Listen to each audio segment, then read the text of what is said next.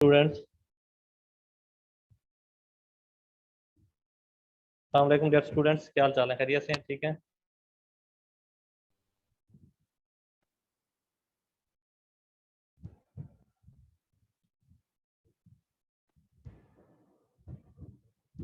Hello, मेरी आवाज़ आ रही है आप लोगों को? हेलो। जी सर, आ रही है आवाज़। ओके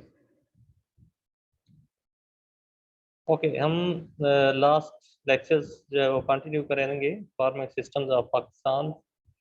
स्पेशली इसमें हमने डिस्कस किया पहली दफ़ा फार्मिंग सिस्टम का concept, what is farm, what is farming, what is farming system, और फार्मिंग सिस्टम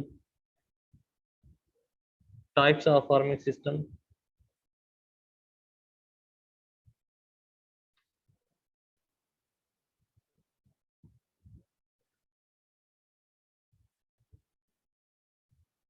तो लास्ट लेक्चर के हवाले से कोई क्वेश्चन है किसी का? क्वेश्चन कर सकते हैं, अदरवाइज हम नेक्स्ट प्रोसीड करें।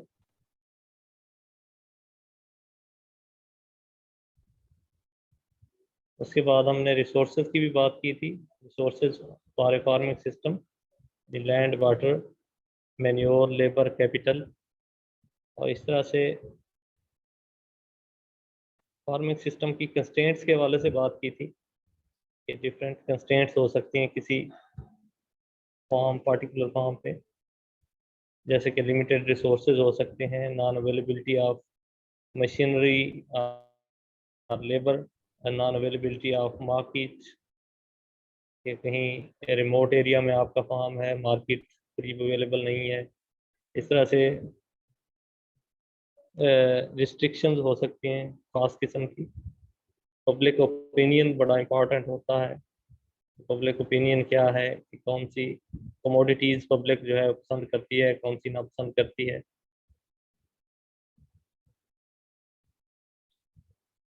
इस तरह से इंटरेक्शन, तो यहाँ तक हमने किया था, कंस्ट्रेंट्स तक। तो वहाँ तक अगर कोई क्वेश्चन है आप लोगों का, उसको हम एड्रेस करके फिर आगे जो है कंटिन्यू करेंगे, ताकि इस लेक्चर को आज कंप्लीट करें।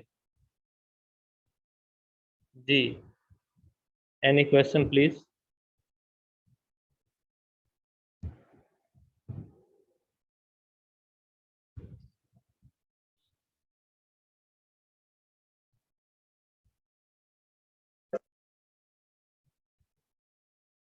ओके, अगर क्वेश्चन कोई नहीं है तो नेक्स्ट इज इंटरेक्शन। जब हम फार्मिंग सिस्टम या फार्म की बात करते हैं, फार्मिंग सिस्टम की, तो उसमें interaction of objective, resources and constraints lead to a specific way of operating a given piece of land to raise crops or livestock, which we call a farming system.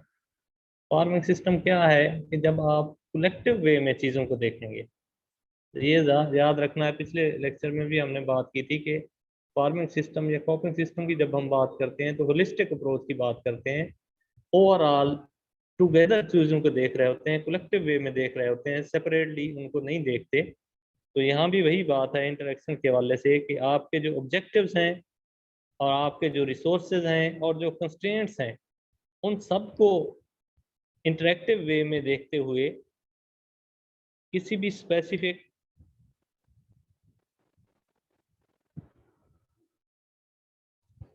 जो है वो form पे जो आप specific way में operations करेंगे, किसी भी पीस ऑफ लैंड या फार्म पे, किस लिए? To raise the crops or and livestock, कि आपने वहाँ पे क्रॉप्स ग्रो करनी है, या लाइफ स्टॉक में फिर सारी चीज़ें आ जाएंगी, डेयरी है, जो है आपने पोल्ट्री, फला फला, सीमन एक्वाकल्चर वगैरह, उसको general term life stock use कर दी, which we call a farming system. उसको हम फार्मिंग सिस्टम कहेंगे जब हम कलेक्टिव अप्रोच यूज करते हुए उस फार्म के रिसोर्सेज को भी देखेंगे, उसके ऑब्जेक्टिव्स को भी देखेंगे, और उसके कंस्ट्रेंट्स को देखते हुए तो जो है ऑपरेशन सेट करेंगे क्रॉप्स ग्रो करने के लिए और लाइफ स्टॉक की रेजिंग के लिए, तो उसे हम फार्मिंग सिस्टम कहेंगे। In short it is totality of things done on a farm. Totality उसी मैंने में आ रहा है कि कलेक्टिव वे में, टुगेदर, सब चीज़ों को मिला के, कि जो चीज़ें आपने करनी है, जो आपने करनी है इन टोटलिटी, अगर उसको हम देखें वो किसी भी फार्म पे वो हमारा फार्म सिस्टम है। नेक्स्ट अगर हम देखें तो फैक्टर्स कौन से हैं जो फार्मिंग सिस्टम की चॉइस को अफेक्ट करते हैं। ठीक है, कुछ पहले हमने बात की रिसोर्सेज की और बाकी चीज़ों की, तो यहाँ पे अब फैक्टर्स की बात हो रही है कि कौन से ऐसे फैक्टर्स हैं जो फार्मिंग सिस्टम को चूज करने में या सिलेक्ट करने में फार्मिंग सिस्टम को अफेक्ट कर सकते हैं। First one is climate. Climate क्या है, आप सबको पता है कि क्लाइमेट के कंपोनेंट जो है वो आपके पास टेम्परेचर है, विंड है, ह्यूमिडिटी है, फ्रॉस्ट, एटीसी। किसी भी रीजन में, किसी भी उसमें जो प्रिवेलिंग टेम्परेचर है, विंड है, ह्यूमिडिटी है, उसको आप क्लाइमेट कहते हैं। लेकिन ये मोस्टली रीजन्स में होता है या प्रोविंस में, या इस तरह की आप बात करते हैं। जब शॉर्ट टर्म में आप बात करते हैं तो फिर आप उसको वेदर कहते हैं किसी पार्टिकुलर प्लेस का। क्लाइमेट ब्रॉडर टर्म है वेदर से, ये भी आपने ध्यान में रखना है। तो हम यहाँ खैर बात कर रहे हैं फैक्टर्स जो अफेक्ट कर सकते हैं फार्मिंग सिस्टम की चॉइस पे, तो उसमें first one is climate. Definitely अब अगर आपका क्लाइमेट जो है वो जिस आप जगह बैठे हैं यहाँ साउथ पंजाब में, तो यहाँ मोस्टली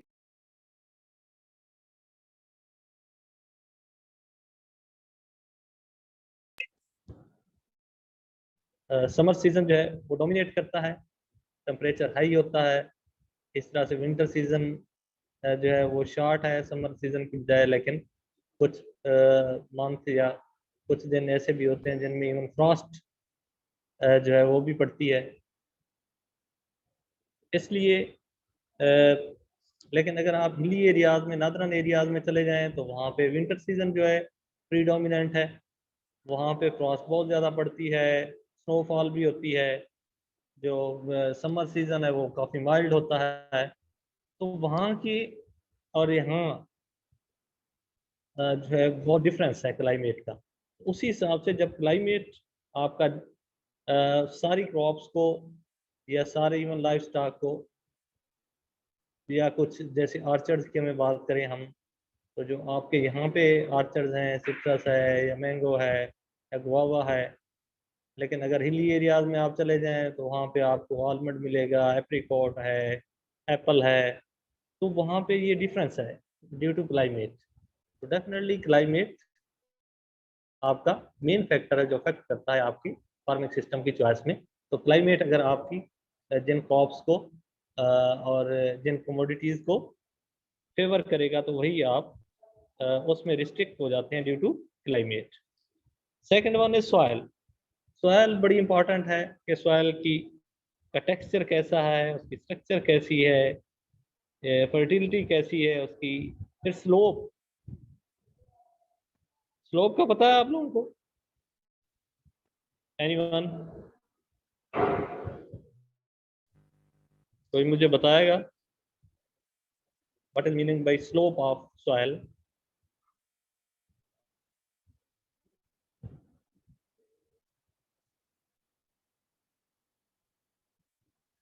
कोई एक्टिव नहीं हमारे साथ?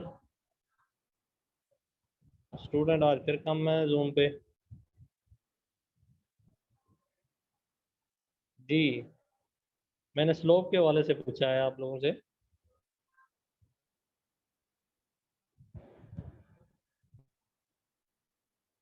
इस तरह तो फिर काम ठीक नहीं है, फिर मुझे यही क्वेश्चन पूछने पड़ेंगे आपसे इंडिविजुअली, अगर आप रिस्पॉन्स नहीं करेंगे तो। अस्सलाम वालेकुम सर। वालेकुम सलाम। सर आवाज आ रही है? सर जी जी ये बिल्कुल स्लोप आज। उसे ढलवान को कहते हैं जैसे एक पहाड़ी की ढलवान होती है, जो अब हम जमीन लेवलिंग करते हैं तो उसमें बाज़ जगह ऐसी होती है कि पानी उसके जो ऊंचाई वाली साइड होती है उस पर नहीं जा सकता, और एक साइड उससे कम नीचे होती है। इस तरह की टाइप को स्लोप कहते चलें, क्या बस कम अज़ कम आपने पार्टिसिपेट किया। तो स्लोप डेफिनेटली यही है कि कितना उसमें जो है ना अपना ढलवान है। अगर हम हिली एरियाज की बात करें, पुरानी एरियाज की बात करें, तो वहाँ पे स्लोपी आपके पास सॉइल होती है। ये हमारे चूंकि मैदानी इलाके हैं, तो यहाँ पे स्लोप नहीं होती। नॉर्मली हम लेवल्ड सॉइल जो है हमारे होती है। अगर नहीं भी कहीं तो लेवल सॉइल लेवल की जाती है और उसके बाद जो है फार्मिंग की जाती है, और मोस्टली आपकी लेवल सॉइल मिलती है यहाँ। कुछ एरियाज हैं जैसे थल है या चुलिस्तान है, तो वहाँ पे भी चूंकि अभी फार्मिंग नहीं हो रही, तो वहाँ भी ज़्यादा ट्रेंड लोगों का यही है कि उसको पहले लेवल करते हैं और फिर फार्मिंग करते हैं। लेकिन अगर आप हिली एरियाज की बात करें, तो वहाँ पे जो है इवन स्लोपी सॉइल जो है वो भी यूज़ हो रही है फार्मिंग के लिए। वो ज़्यादातर तो ग्रास लैंड्स या ग्रेजिंग लैंड के लिए यूज़ हो रही है, लेकिन कहीं कहीं पे वो टेरेसिंग और इस तरह की टेक्नोलॉजी जो है वो यूज़ करते हुए वहाँ फार्मिंग कर रहे हैं। तो स्लोप का मतलब यही है कि कितना उसमें जो है वो ढलवान है, कितना एंगल मौजूद है। तो सॉइल डेफिनेटली अगर स्लोप में है तो आप, वो भी एक रिस्ट्रिक्शन है, तो उसमें हर तरह की आप फार्मिंग नहीं कर सकते। लेकिन अब अगर आपकी लेवल सॉइल है तो उसको आप उस वे में देख सकते हैं। फिर जो टेक्सचर स्ट्रक्चर, वो तो आप लोगों को पता है कि टेक्सचर सैंडी है, लोम है, सैंडी लोम है, क्ले लोम है या सिल्ट लोम है, किस तरह की सॉइल है, तो उस हिसाब से आप कि फिर जो है ना क्रॉप्स, स्पेशली अगर क्ले सॉइल, क्ले परसेंटेज ज़्यादा है तो राइस वगैरह आप ग्रो कर सकते हैं। अगर आपका सैंडी लोम है या लोम सॉइल है तो कॉटन है। इस तरह डिफरेंट क्रॉप्स के लिए जो सॉइल है उसकी रिक्वायरमेंट डिफरेंट होती है, और बेस्ट सूटेड आप कह सकते हैं। लेकिन जो है आप अब न्यू टेक्नोलॉजीज को यूज़ करते हुए in most of the cell mostly आप सारी क्रॉप जो है वो ग्रो कर सकते हैं विद सम लिमिटेशंस। लेकिन बेस्ट सूटेड जो है वो डेफिनेटली बेस्ट सूटेड ही होती है डिफरेंट क्रॉप के लिए। तो इस तरह से उसका स्ट्रक्चर है, या उसकी हम जो है अपना फर्टिलिटी ग्रेडियंट की बात करें, तो सो फर्टाइल सेल डेफिनेटली जो है वो ज़्यादा सूट करती हैं आपके इंटेंसिव फार्मिंग के लिए, कि आप मैक्सिमम जो है वो वहाँ से यूटिलाइज कर सकते हैं और मैक्सिमम आउटपुट ले सकते हैं। इसी तरह से सॉइल के बाद अगर हम बात करें तो genetic potential of plants and animals, ये भी बड़ा इम्पॉर्टेंट है कि आप जिस एरिए में, जहाँ पे, जिस रीजन में, जिस कंट्री में, जिस प्रोविंस में वहाँ पे अपना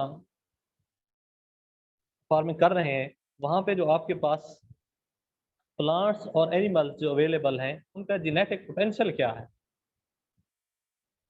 ठीक है, सेफ।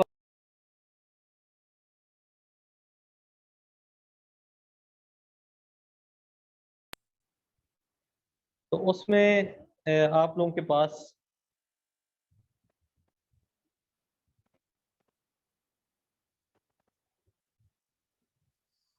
हमारे जो लोकल ब्रीड है उसमें देखें तो वो जो जेनेटिक पोटेंशियल जो है वो लो है। मतलब अगर एवरेज की बात करें तो हमारे एनिमल्स की 6-7 लीटर जो है एवरेज है मिल्क प्रोडक्शन। लेकिन दुनिया में अब जो है 30-30 लीटर तक, 25 लीटर, 30 लीटर तक भी एवरेज है कुछ कंट्रीज की। तो ये भी, इस पे भी डिपेंड करता है कि आप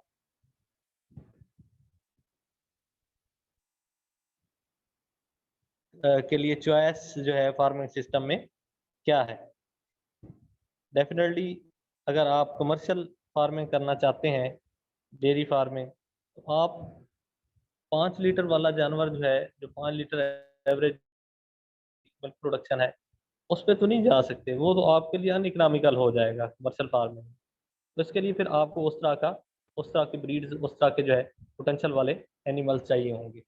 इसी तरह से प्लांट्स में भी है कि आप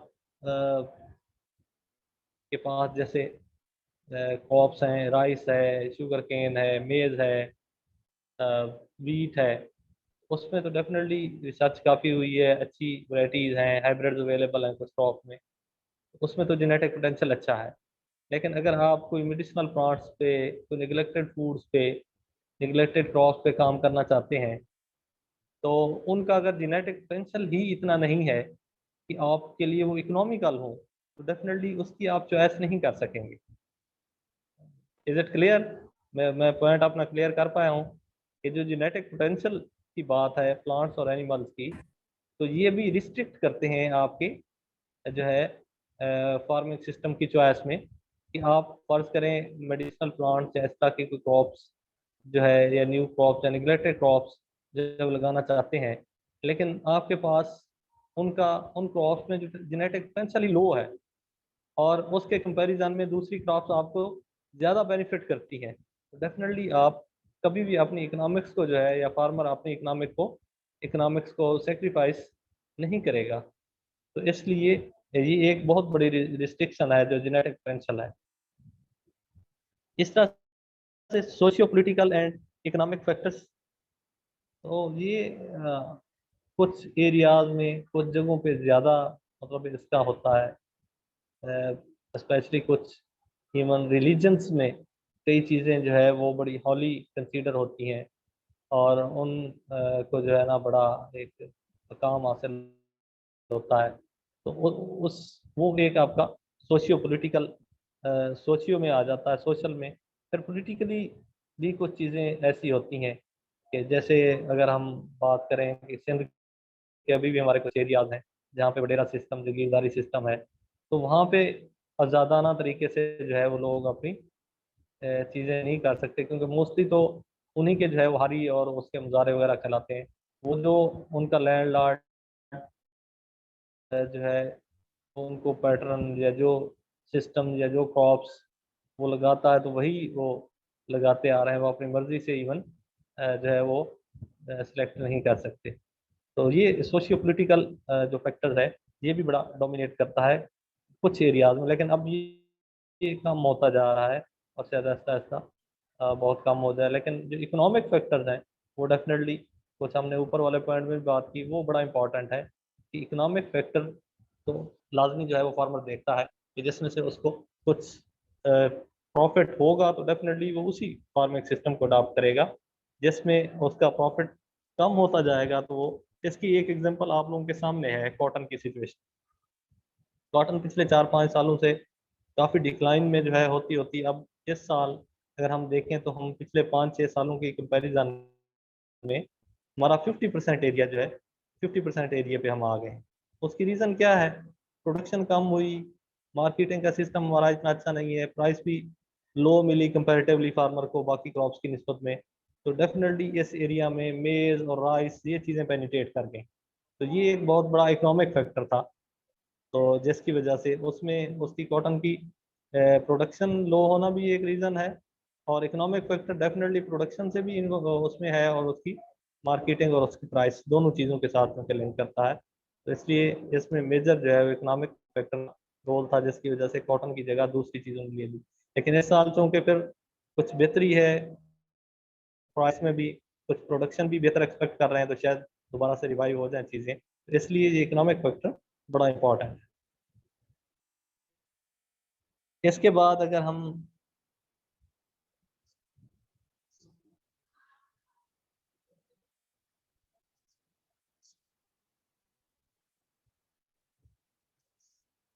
पिछली स्लाइड,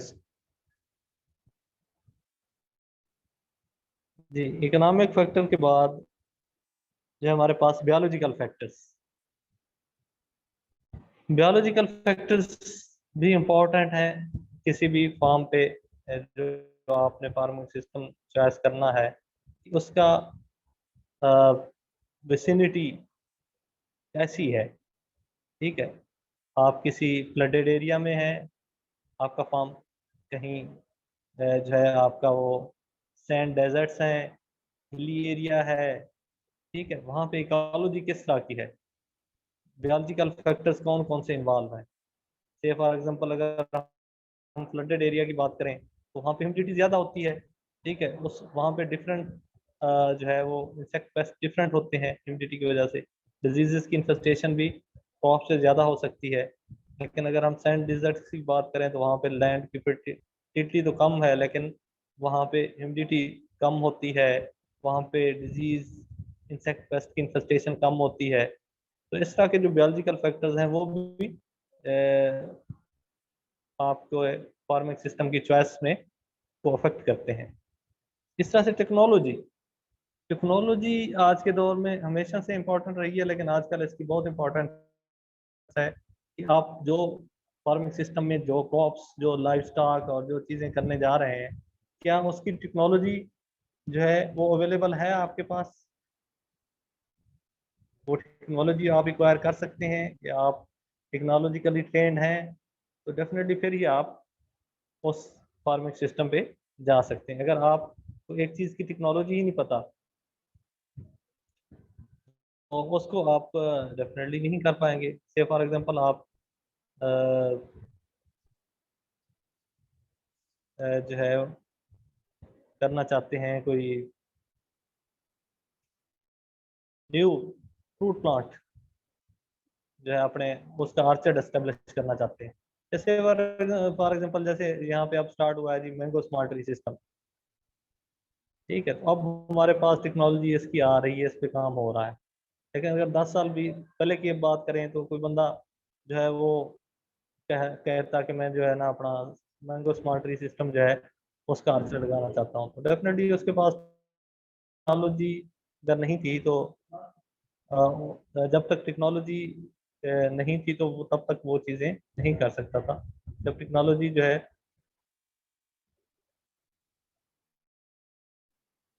टेक्नोलॉजी जो है वो अब आ गई है तो अब वो चीज़ें इजीली वो हैंडल कर सकता है उसको। लेकिन जब तक टेक्नोलॉजी नहीं होती किसी चीज़ की तो आप फुली ये जो है वो इन द बेस्ट वे जो है वो चीज़ों को नहीं कर सकते।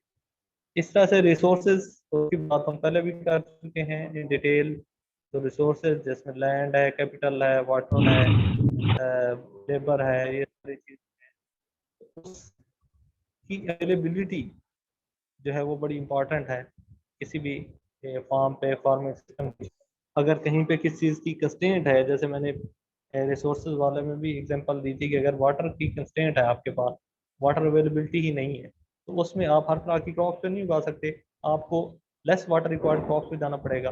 अगर आप ब्रानी एरिया में हैं, ड्राई फार्मिंग कर रहे हैं, उसमें हर तरह की क्रॉप फर्ज करें, राइस, शुगर केन, इस तरह की मेज, इस तरह क्रॉप्स आप वहाँ नहीं लगा सकेंगे। और आर्चर्ड्स में भी आप डेफिनेटली वही आर्चर्ड लगा सकेंगे या फ्रूट प्लांट जिनकी वाटर रिक्वायरमेंट कम है। ये एक मैंने एग्जांपल दी है जस्ट आपको, इसमें बाकी बहुत सारे रिसोर्सेज हो सकते हैं। इस तरह से economic, marketing, supply and demand, तो वो इकोनॉमिक्स की बात हम पहले कर चुके हैं। मार्केटिंग की भी हमने डिटेल में बात की थी कि मार्केट अगर आपके पास अवेलेबल हैं और स्पेशली आप मार्केट्स के करीब हैं तो आपको ज़्यादा फेवर मिलेगी।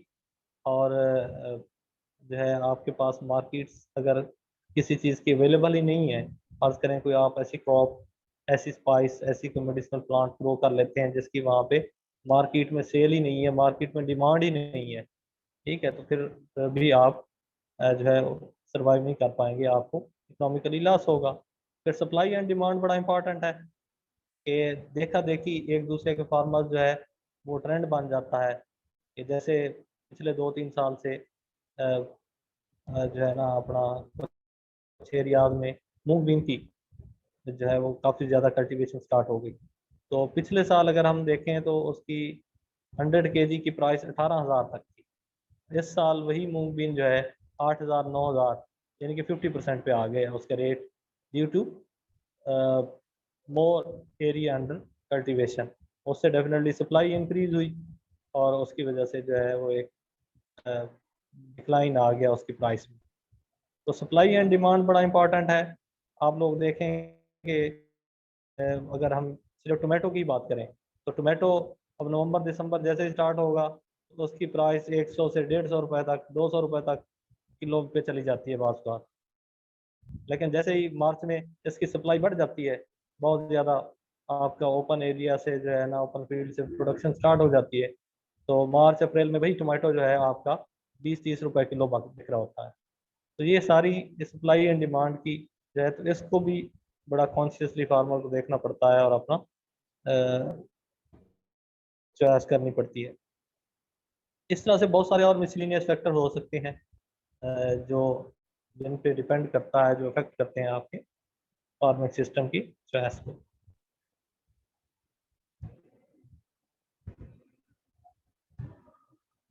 जी, तो नेक्स्ट जो है यूनिक क्वालिटी। अगर हम फार्मिंग सिस्टम्स की बात कर रहे हैं तो कुछ यूनिक क्वालिटी जो है किसी फार्मिंग सिस्टम की हो सकती है। Each farm have a unique system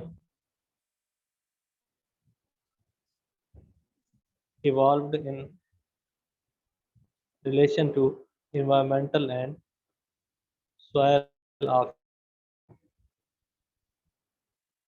कोई भी फार्मिंग सिस्टम आपका उसकी जो है वो यूनिक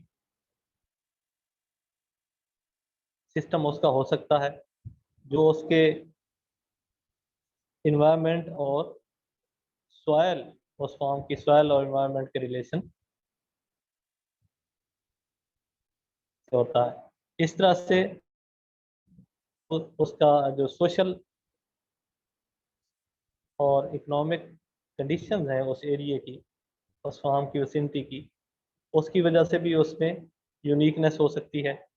इस तरह से टेक्नोलॉजी एक फार्म पे एक फार्मर जो है प्रोग्रेसिव ग्रोअर है वो हाई टेक्नोलॉजी ले आया है। ठीक है, से फॉर एग्जांपल वो मैकेनिकल प्रूनर ले आया अपने आर्चर्स के लिए, वो उसके पास कंबाइन हार्वेस्टर भी है, उसके पास जैसे राइस में अब ट्रांसप्लांटिंग की टेक्नोलॉजी है, ट्रांसप्लांटर भी है, वेल मैकेनाइज्ड है, उसने टेक्नोलॉजी हायर की हुई है। तो डेफिनेटली वो एक उसकी यूनिकनेस है उस फॉर्म की। एंड कैपिटल अवेलेबिलिटी, ये बड़ा इंपॉर्टेंट है कि कैपिटल कितना अवेलेबल है। एक फार्मर जो है उसके पास कैपिटल ही नहीं है इतना, ठीक है, उसका हाथ बहुत तंग है और एक के पास बहुत ज़्यादा इन्वेस्टमेंट है, कैपिटल है, तो डेफिनेटली वो इसकी यूनिकनेस है। जिसके पास कैपिटल की अवेलेबिलिटी ज़्यादा होगी तो वो ब्रॉडर चीज़ें कर सकता है, टेक्नोलॉजी हायर कर सकता है, मैक्सिमम उसकी यूटिलाइजेशन कर सकता है, तो डेफिनेटली वो उसमें फिर प्रॉफिट भी मैक्सिमम ही लेगा। इस तरह से कम्युनिकेशन एंड मार्केटिंग फैसिलिटीज, तो कम्युनिकेशन का सिस्टम भी बड़ा इम्पोर्टेंट है।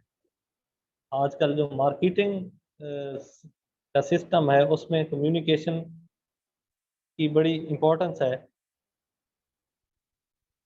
कि आप कितना लोगों के साथ कम्युनिकेट कर सकते हैं। आप फॉर्म पे जो है आप में या आपकी जो मैनेजरियल टीम है उसकी कम्युनिकेशन स्किल्स क्या है, वो कैसे निगोशिएशंस कर सकती है मार्केटिंग में, चाहे उसने इनपुट्स परचेज करनी है या अपनी जो आउटपुट है उसको सेल करना है।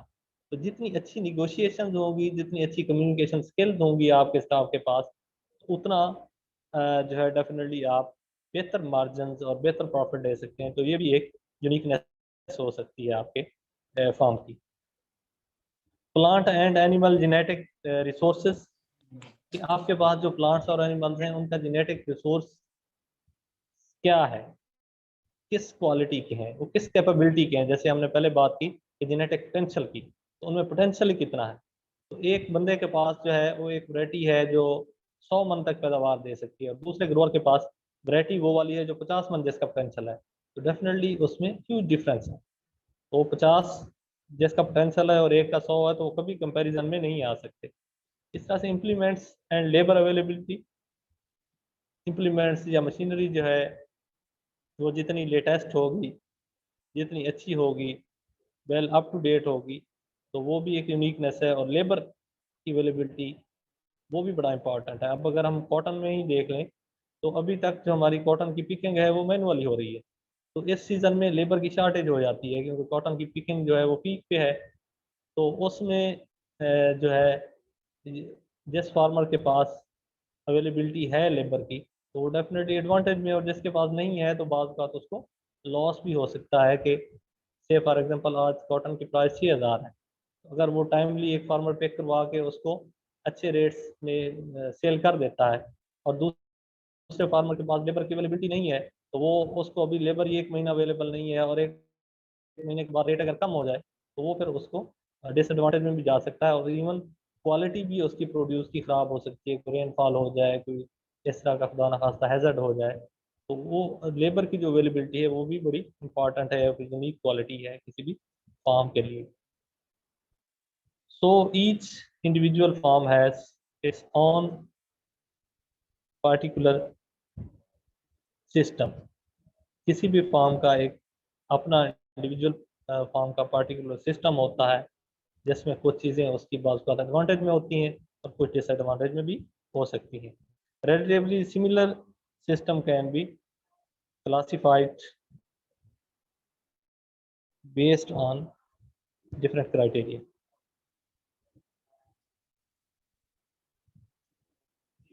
इसमें नेक्स्ट अगर हम देखें तो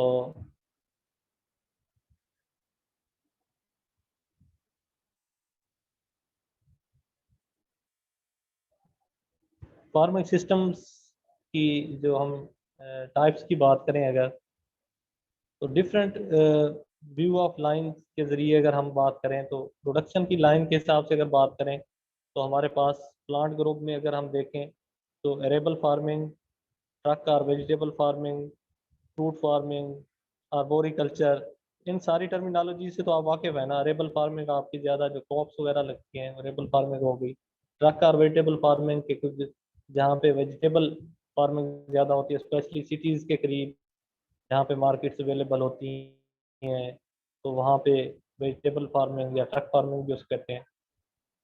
इसी तरह से फ्रूट फार्मिंग, तो उसमें डेफिनेटली सारे फ्रूट्स आ जाते हैं, वो एरिया स्पेसिफिक होते हैं नॉर्मली। आर्बोरिकल्चर, आर्बोरिकल्चर में आपकी ज़्यादातर श्रब्स हैं, वाइन्स हैं, इस तरह की चीज़ें जो है वो आ जाती हैं। इस तरह से सेकंड वन जो है प्लांट के बाद लाइफ स्टॉक फार्मिंग में आपके पास कैटल फार्मिंग है। आप कैटल फार्मिंग करते हैं उसकी फैटनिंग के लिए, यानी कि मीट के लिए या बीफ के लिए आप फार्मिंग कर रहे हैं। डेयरी फार्मिंग है तो उसका आपको पता है कि मिल्क प्रोडक्शन के लिए है। फिर शीप फार्मिंग है, गोट फार्मिंग है, ये जो है लाइफ स्टॉक की फार्मिंग के अंदर आएंगी। इस तरह से ये हमने प्रोडक्शन के व्यू पॉइंट से देखा था। अगर अब लेबर एम्प्लॉयड के पॉइंट ऑफ व्यू से देखें तो ये मैनुअल फार्मिंग अभी भी हमारे ज़्यादातर एरियाज में ये मैनुअल फार्मिंग जो है ना, स्पेशली जो स्मॉल फार्मर है वो अभी भी कहीं कर रहा है। एनिमल फार्मर पावर फार्मिंग यानी कि ये एक शिफ्ट है, पहले मैनुअल फार्मिंग ज़्यादा थी, फिर एनिमल पावर फार्मिंग पे वो बुलक वगैरह यूज़ होते हैं इवन फ्लोइंग के लिए।